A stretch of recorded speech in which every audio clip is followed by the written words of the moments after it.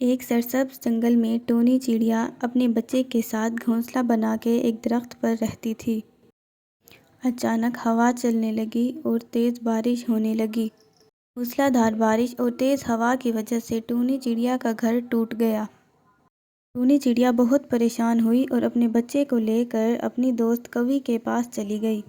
باہر سے آواز دینے لگی، کوی بہن میری بات سنو ذرا۔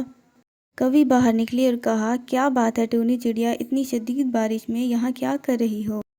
ٹونی چڑیا نے اپنا مسئلہ بیان کرتے ہوئے کہا، میرا گھر بارش کی وجہ سے ٹوٹ چکا ہے، اگر تم ہمیں ایک رات ٹھہرنے کی اجازت دے دو، میں اور میرا بچہ بارش رکنے کے بعد دوبارہ گھر بنا لیں گے۔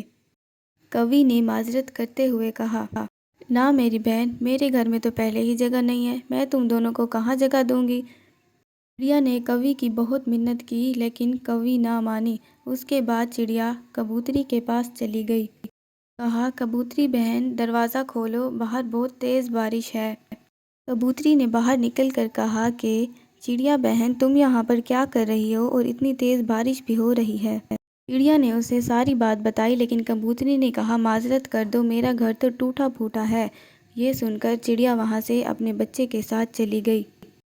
جنگل میں آ کر درختوں کے جھنڈ میں اس نے رات بسر کی۔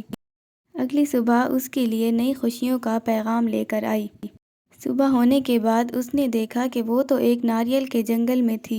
اس نے بڑا سا ناریل زمین پر پڑے ہوئے دیکھا تو وہ سوچنے لگی کہ کیوں نہ میں اسے تراش کر اپنے لیے ایک گھر بنا دوں۔ ٹونی چڑیا نے عقل مندی کا مظاہرہ کرتے ہوئے اپنے لیے ایک خوبصورت سا گھر بنا دیا اور وہ اپنے بچے کے ساتھ خوشی سے رہنے لگی۔ ٹونی چڑیا ابھی بھی اپنے دوستوں کا خیال رکھتی تھی، اب اس نے دوسروں سے توقع رکھنی چھوڑ دی تھی۔ نتیجہ، خدا ان کی مدد کرتا ہے جو اپنی مدد آپ کرتے ہیں۔